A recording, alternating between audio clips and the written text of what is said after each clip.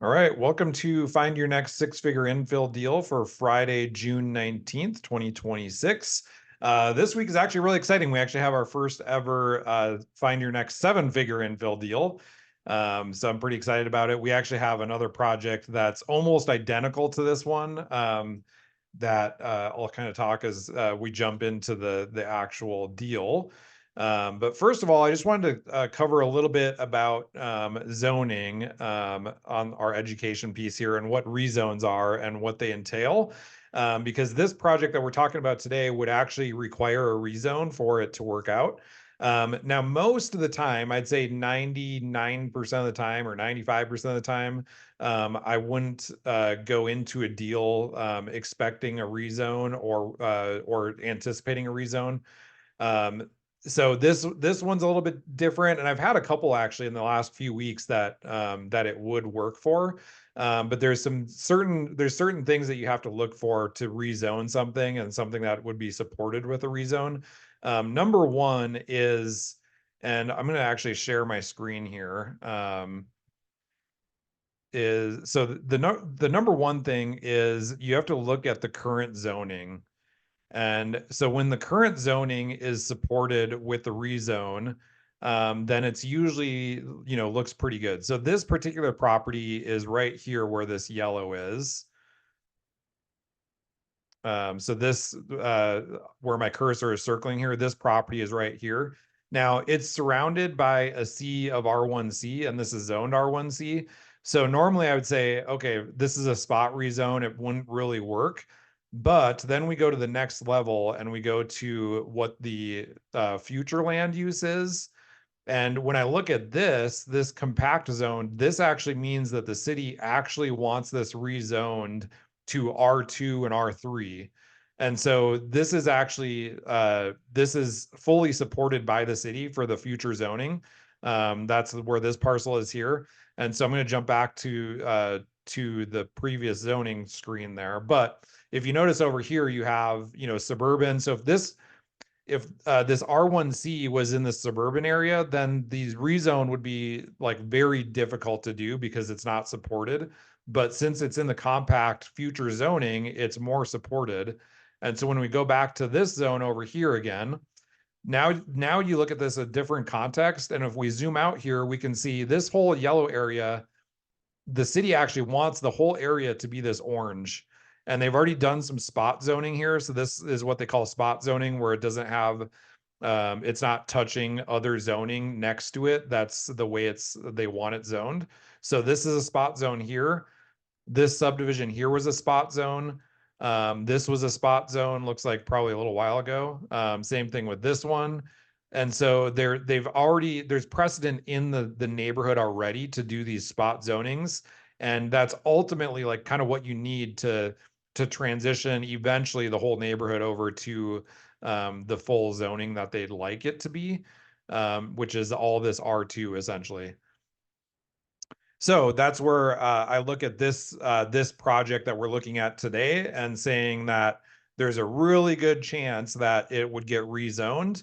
And I'll kind of cover when we cover the details further, that we wouldn't move forward with the deal unless we're certain that it can be rezoned. And I'll get into it a little bit more, but essentially that's during the due diligence process.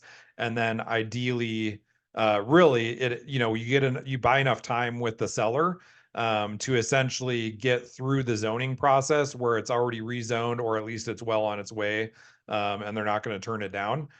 And so that doesn't take forever. It takes a few months to do, but you can usually buy that time with the seller to allow us to do that. And then if it doesn't work, the rezone doesn't work, then you just don't close on the deal. So there's different avenues to go with that during negotiations, but that's typically what we would do in that type of deal. Okay. Any questions on rezoning before I jump into kind of the introduction to the call here?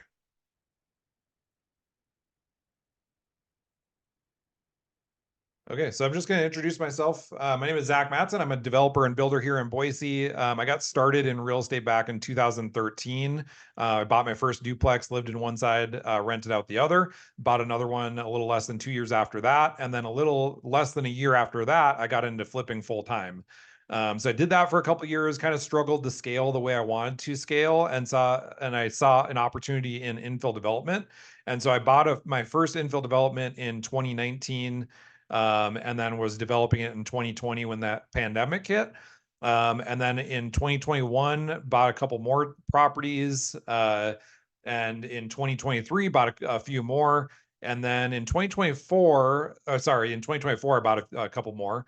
And then basically I realized in 2024 I couldn't possibly do all the deals that I wanted to do, because there's so many deals, and lacked the capital to do it. So I started contemplating how I could essentially use my skills and team to do more of these deals in a better way. So that's basically the beginning of last year got me starting to create my infill deal list system here.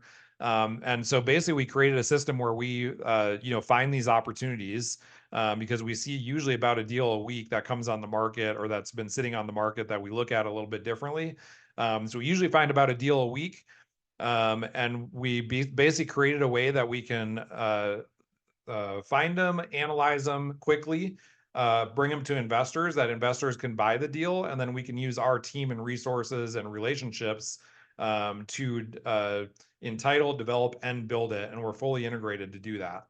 And so that's basically how this kind of came about. Took me about the first 6 months of last year to officially launch the system. We launched it in July of last year and have about a half a dozen or so clients. And through those half a dozen or so clients, we have over 40 properties in development currently or going through entitlement. Then we have a couple others from previously as well. So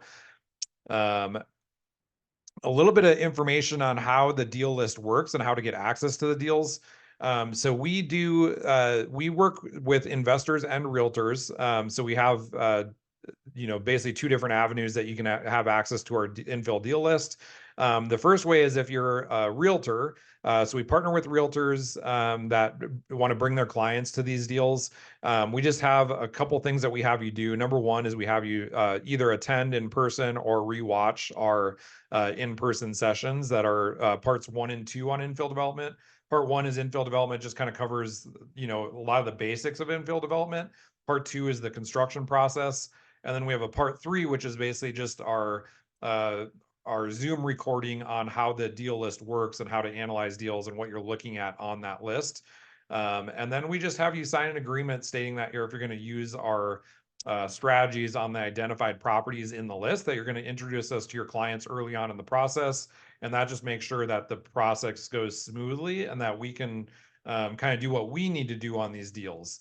We don't want to get brought in after due diligence and then find out that we can't do what we want to do, because essentially the system revolves around us doing the due diligence, because we have that experience and that process down.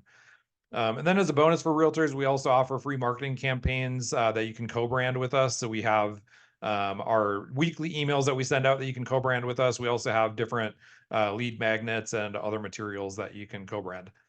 And then if you're an investor, you can also get full-time access to the list. The first thing we have you do is just make sure you have a signed buyer's representative agreement with a sponsoring realtor.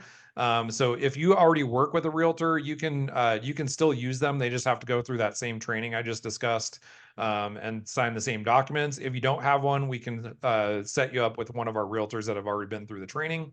And then we have you also watch the recordings of the sessions that we did on the infill development, new build process, and the infill deal list. It's that one. We have two different paths with that. We have one that's geared towards investors, one towards realtors. But we just have you rewatch those sessions.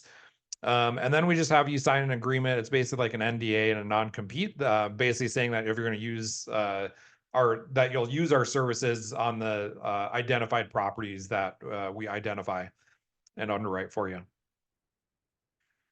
Okay, and then a couple things. So we make our money because we're general contractors. So we do the horizontal and vertical. That's partly why I did put all this together, because it's a kind of a win-win. It helps investors find deals that they normally wouldn't know about at all or understand how to complete. But then it also brings in revenue for my building company and development company. We also do the entitlement. So we run that in-house as well. So we're fully vertically integrated. We do the entitlements. We just charge you a fee for the hourly rate to manage the entitlement process with all the different agencies and the professionals that we use. And then we charge you a consulting fee at purchase, or if it's an extended close, we charge it at the end of due diligence. And what that does, that just basically covers our time and effort that we have into on the front end, putting this all together, but also going through that due diligence checklist during that due diligence process. And ultimately, that's a 200-point due diligence checklist that we go through so that we make sure that there aren't any surprises that we come up when we're going through that process. Okay, and then how the 6 figures in 36 months or less infill deal offer works. So basically, we created this just with kind of the understanding that investors don't really know much about development or building, and so we wanted to create a system where there was clarity and also a system that investors that have never developed or built could go into a deal without worrying about losing money, not knowing the process, or projects dragging on too long, or just contractors cutting corners. And then probably the biggest one is just not having control or visibility into the deals. So a lot of investors, may invest in other people's deals as part of syndications or private money lending.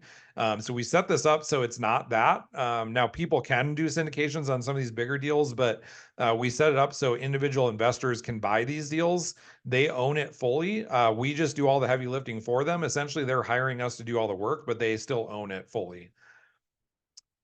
So the core components of this, so we offer expert deal underwriting. So we vet, analyze, and underwrite every infill deal on our list.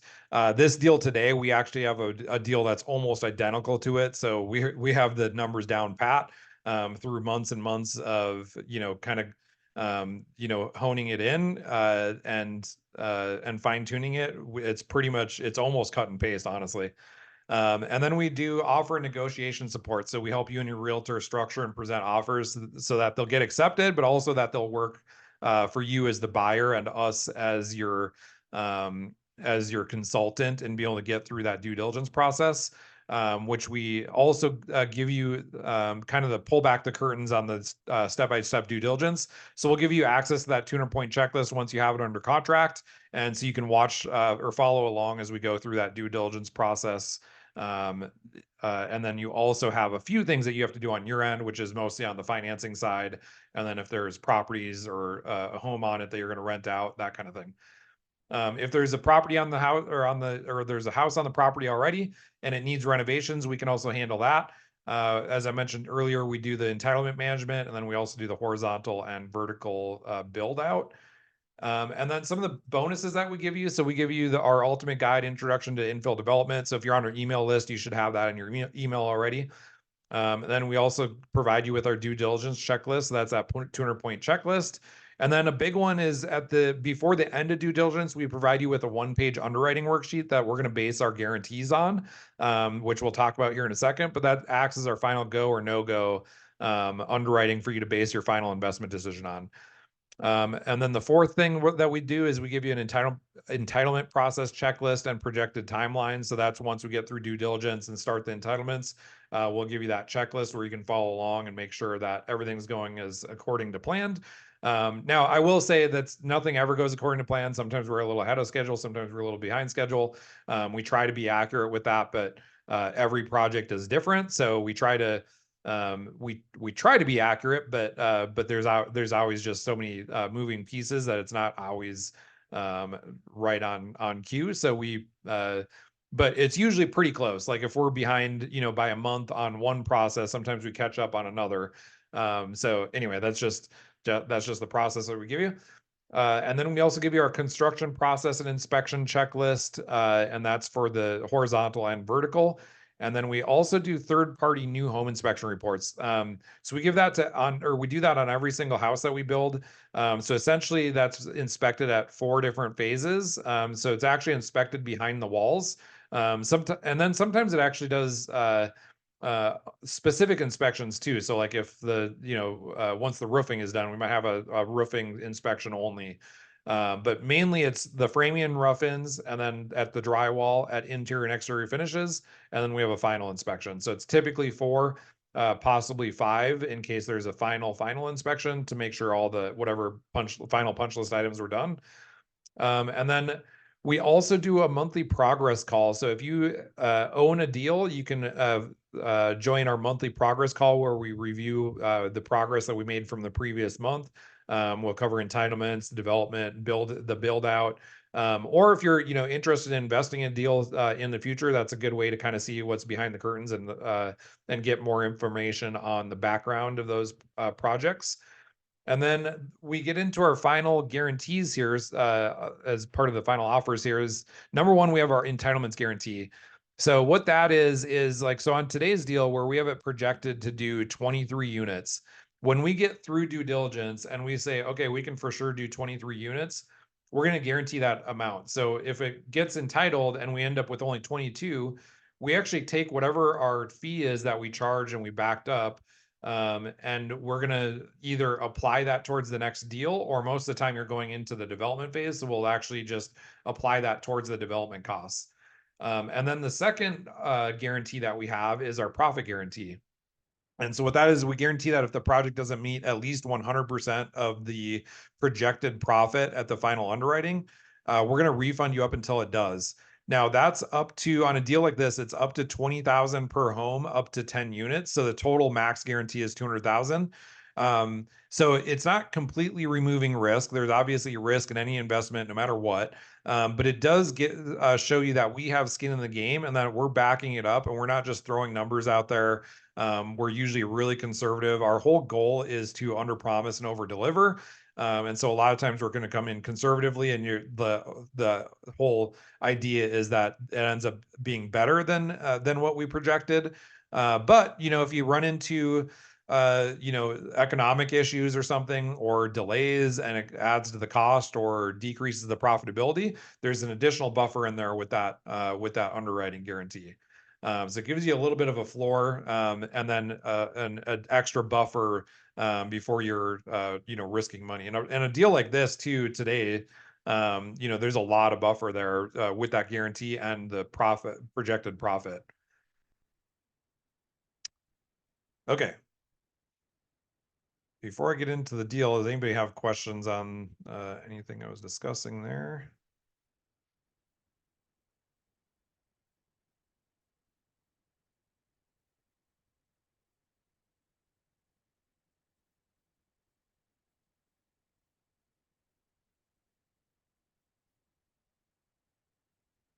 Okay. So the deal this week is on the Boise bench. It's right in the heart of the Boise bench. So it's on Lemhi Street. It's a 1.11 acre parcel. So it's currently zoned R1C. I think I have a map here pulled up.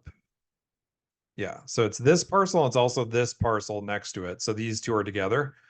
So it's currently zoned R1C, but as I showed before on those zoning maps, I think there's a really strong case to rezone it to R2. Not only like because of the future zoning, but also because the city of Boise loves affordable housing. So these are what you would consider, what the city would consider in that attainable or affordable housing range. There's basically new construction at 400,000 is almost unheard of in Boise, especially with in neighborhoods like this. Usually at this price point, you're getting older homes that are about the same size, maybe a little bit smaller. They're usually 2-bedroom, 1-bath homes that were built in the 50s. Some of them are nice, some of them aren't so nice, but that's basically what you're competing with.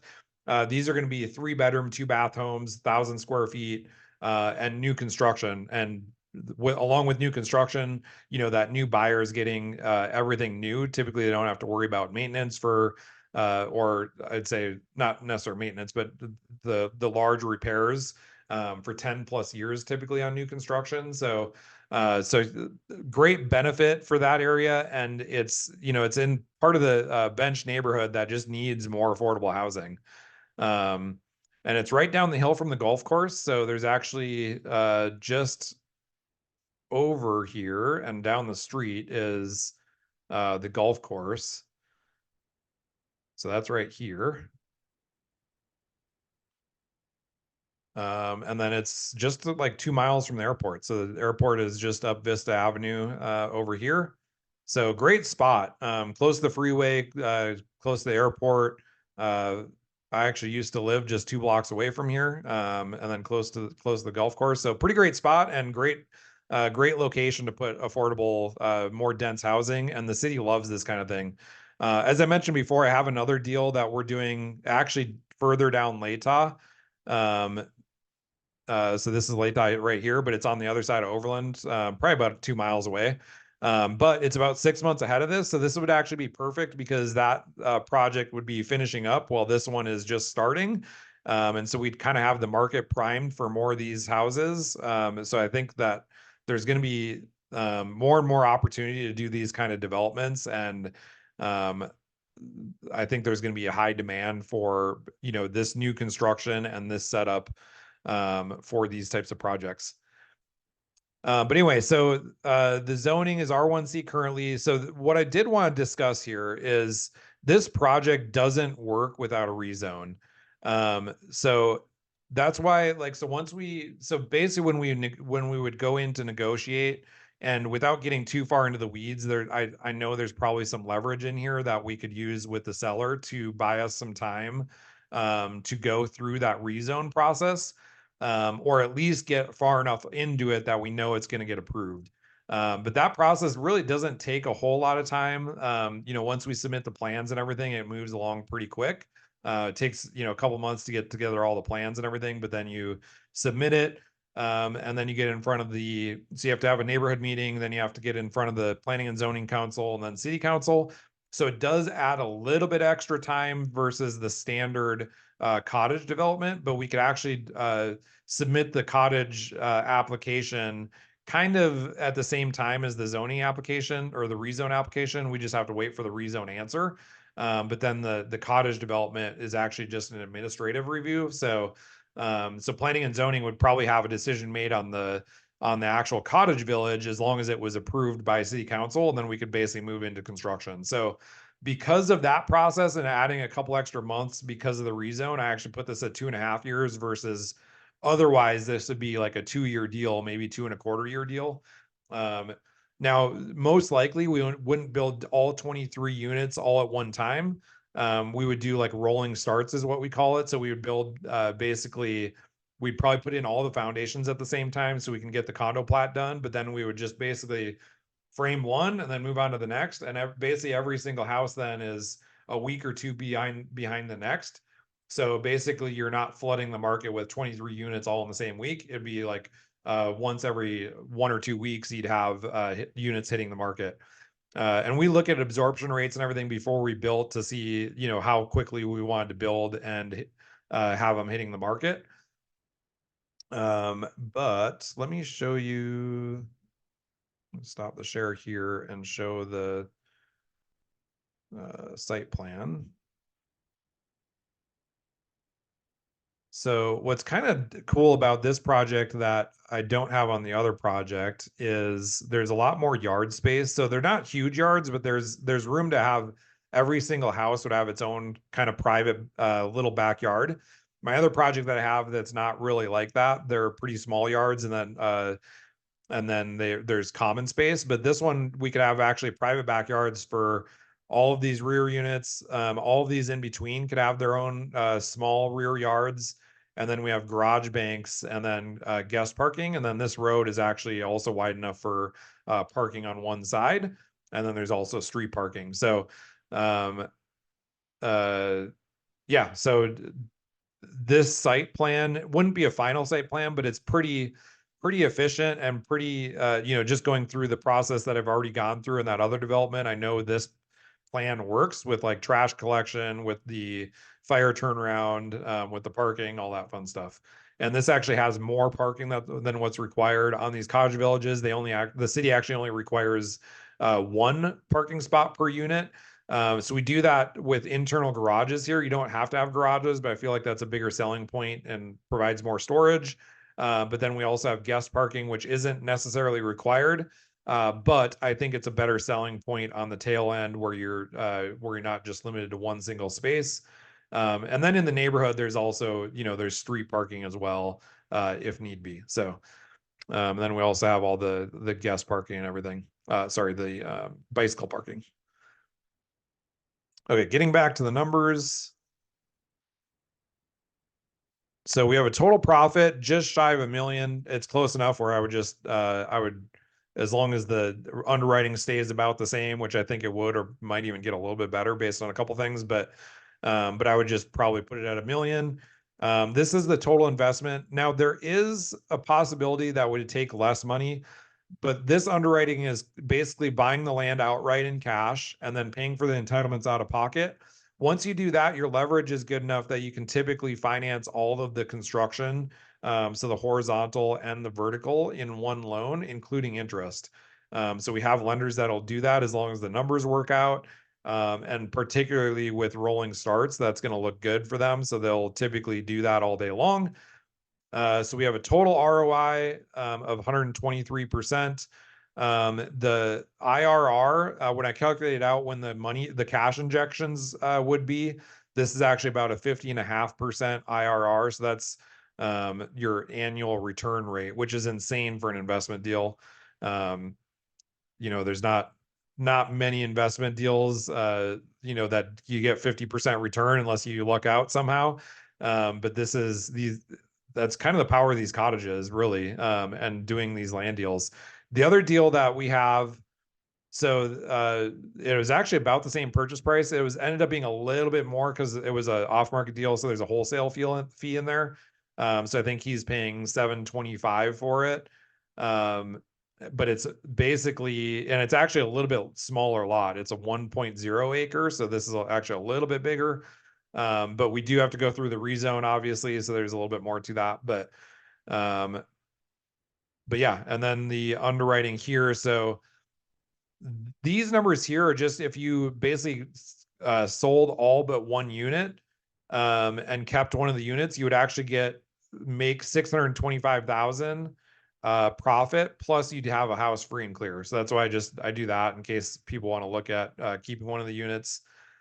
We could also look at what it would look like to keep them long-term as rentals. Typically with where the rates are right now, most of these deals don't work out to keep all of them as rentals because of just where the long-term rates are at and where the rental rates are at. But in 18 months from now, when they're about to be finished, if you have rental or interest rates in the high 4s, low 5s, maybe that works out differently. Okay, so then we have our the cost per the land cost per unit here, which is for the bench. This is really good. Again, so with the rezone that works out well. Without rezoning doesn't work out well, and then your cost per unit also goes up because essentially when you can get higher density, you have basically almost the exact same cost on both the entitlements and the horizontal development. You have to put all the same utilities in. It's just when you can get more units, it's spread out more over more units, and that's where you get the profitability back because you're spreading out over more units. Your cost per unit goes down. So there are some, a few additional costs like this development cost is a little bit higher total than this, but per unit, it's a lot less. And so you maintain your profitability that you need. And then these are cottages with the city of Boise that's max 1,000 square feet, not including the garage. So then we would do the garages outside of that. We have a build cost with the garages of 234,000. That includes all of our fees. So you're in each house for about 300,000, and then we have the interest rate on that build as well, or the interest cost on that build as well, and then your resale price. Now, this I think is a really conservative resale price. I honestly think if these were put on the market today, I think they would probably sell all day long at 425. But the reason why we're not going to be aggressive on that underwriting, a couple reasons. Number one is because they're not going to hit the market today. They're going to be a couple years out. So we want to account for, yeah, the market is actually going up right now, but we're not going to go out upwards in trajectory. We're going to keep it even. And, if they get finished in December, maybe it's a lower, lower price. But the other reason why we do this is because there's not any real comparables.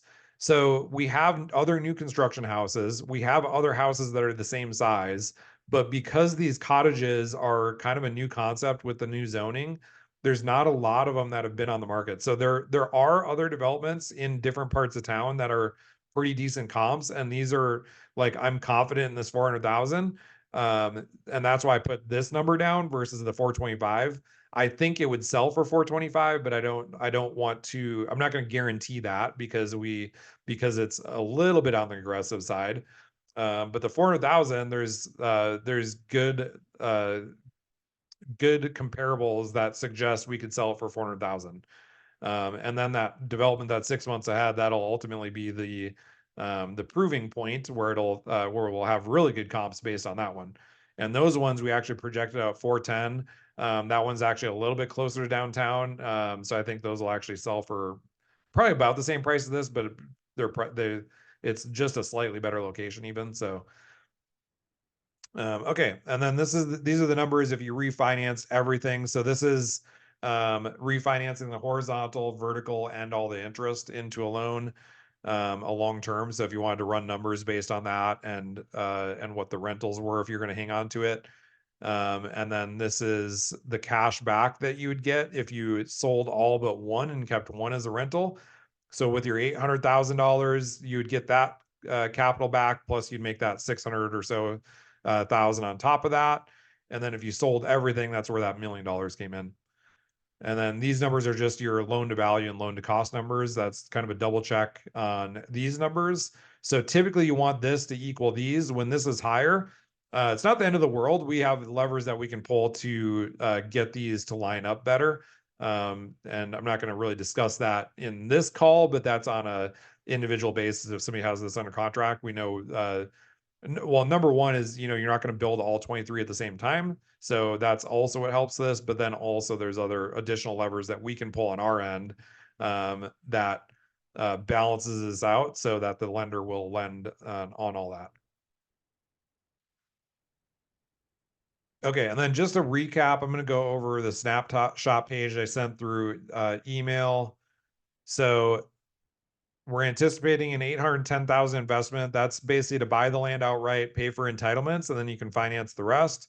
Your total return, including your return of capital, is this 1.81 million. So that's 100 or a million of that is profit, and then you get your 810 back. So it's a 2.23x equity multiple and a 50.5% IRR, and anticipated hold time is 2.5 years. Now, you around the end of year 2, you're actually going to get your original investment back, and then all your profit is going to come at the end of that or throughout that next 6 months as units get sold. So purchase price, entitlements, what the site development is going to cost, what the vertical construction is going to cost. These horizontal and vertical include all of our construction costs and the finance costs to finance that, including the interest reserve on those that we'll typically have.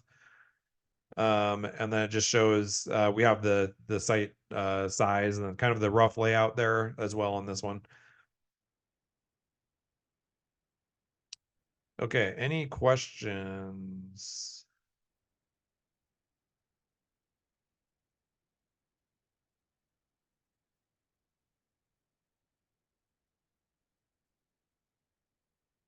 So let's see.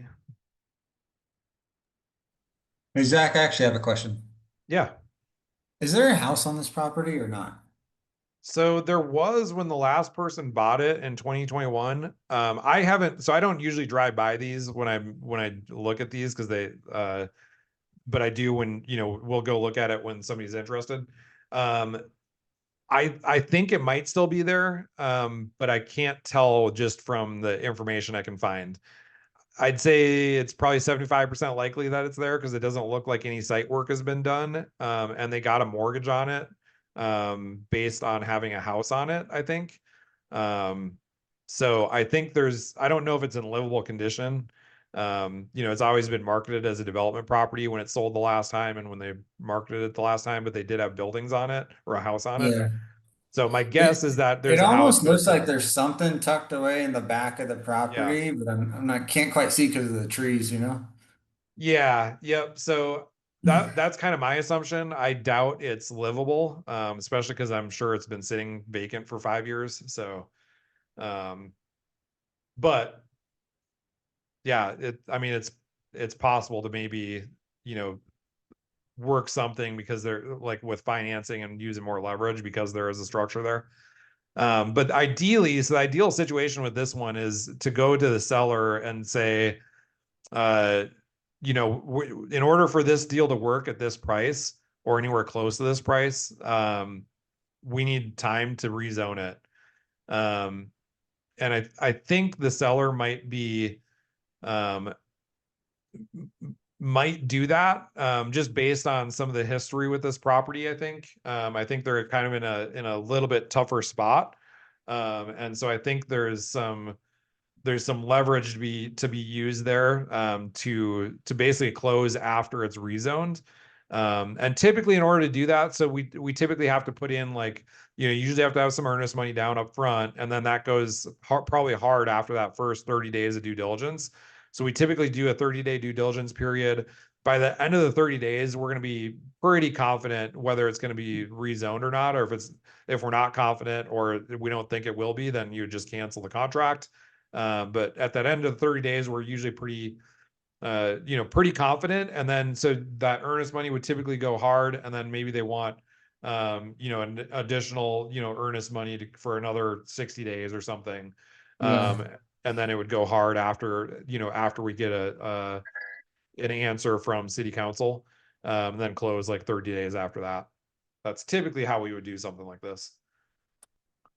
Would would there be another um I guess another opportunity to underwrite this with just putting seven Yeah, homes so I on there? did. Like In fact, that's the kind of how they reason like list it, you know? And I was wondering like you can maybe go in with an offer like, if it's approved at this, you can go at this price. If it's approved at this, you can go at another price. Yeah. So the reason why, because it's been on the market for a little over a month now, and the reason why I didn't initially underwrite or didn't originally present this, is because if you look at this line, this is the underwriting with 7 units. It loses $1 million. Oh, Um, and the reason why that is because for only 7 units, you have to bring a street all the way back. It's essentially a public street. You have to bring sewer mains, water mains. There's actually a water main. You have to do drainage, and then all the other infrastructure that you have to do for these. And so that cost is basically the same. It's actually less money to put the infrastructure in for the cottage development than it is for a subdivision like this. And okay. uh, so it's more costly and you have less units. And so that's the main reason. But then also there's been some recent houses that have sold that just unfortunately, um oh, this was off. It's not quite as bad. So somehow that got, so it's not a million, it's a half a million, sorry. Okay. Because that sale price was off. But anyway, um so this is the best comps for these size homes recently that sold in the area. So like back in 2022, these were selling for 600, 615. And I could probably get this build cost a little bit lower, but when you're not even close, like this is, getting the build cost lower is all about like, It's making too it more risky. efficient. Yeah. We're just not even close. It's basically a money loser because of the development costs that have to go into it. And they're basically asking, so this is an entitled lot. They're asking double of what it's worth as even as entitled.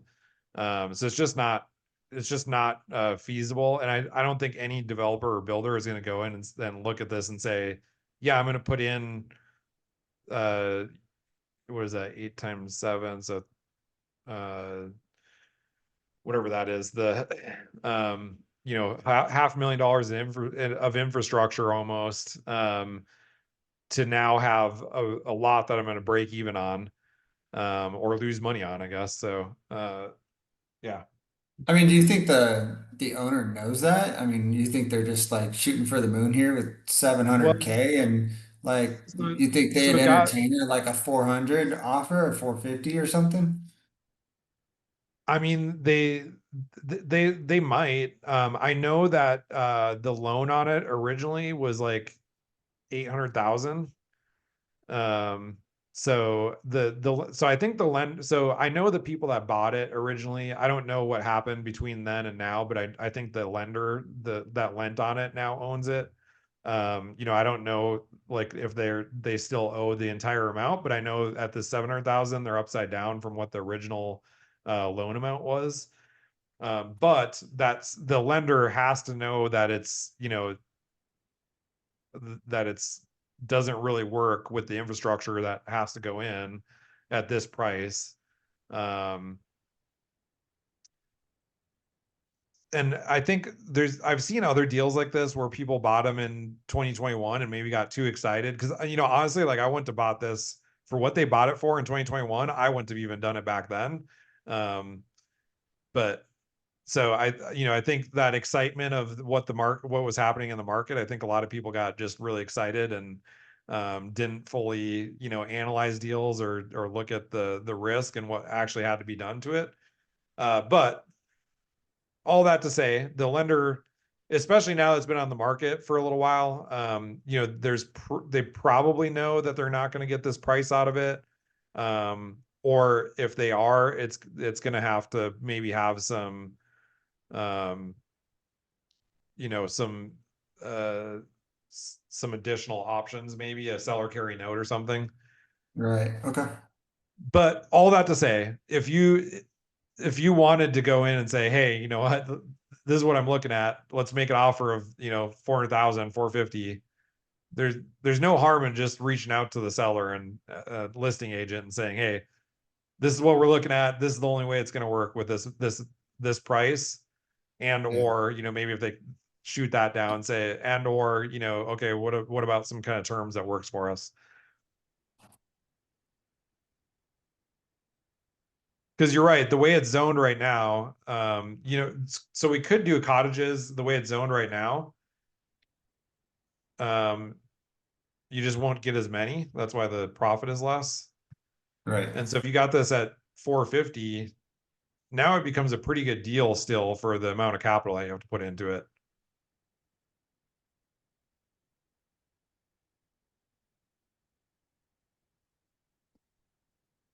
I mean, it's a good starting conversation. Yeah. Especially if you can rezone it, so makes it really good. Yeah, exactly. And of course, you wouldn't go to the listing agent and be like, "Hey, we're going to rezone it. Can we get that'd be like, you do that after you negotiate the terms and price. And there's no guarantee it's going to be rezoned. That's the other thing. Like, you don't really want to count on that at all until you start having Right. those conversations with the city.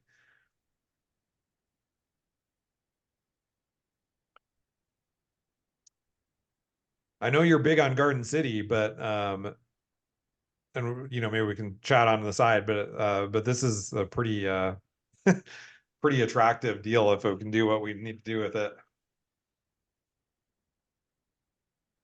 Okay, so I'm gonna jump into just a couple of the like quick reviews of what's still on the market. Actually, not even reviews, just mention what's still on the market. And if anybody's watching this recording, they can go back and watch the replays from these weeks. So we still have a deal. This is actually a rezone and cottage development in West Boise with about a $500,000 profit. We have another development in Garden City. Um, what is this one? I forget exactly. This is a 16 unit townhome. Oh, this is a 3/4 of an acre almost on 45th Street in Garden City. This is actually a pretty solid deal too. And then let's see. Thought there was one more that was still on the market. Couple more. You got another cottage development on the north end, another $500,000 profit. Another one on Victory Road, 500,000. And then a couple of smaller deals. Oh, this is the same one, just underwritten differently.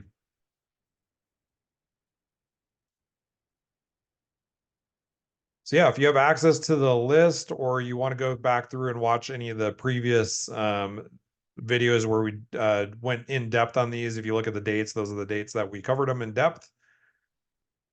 And if anybody else has any questions, I'll answer those. Otherwise, I'm going to sign off here on the recording and then I can answer any additional questions.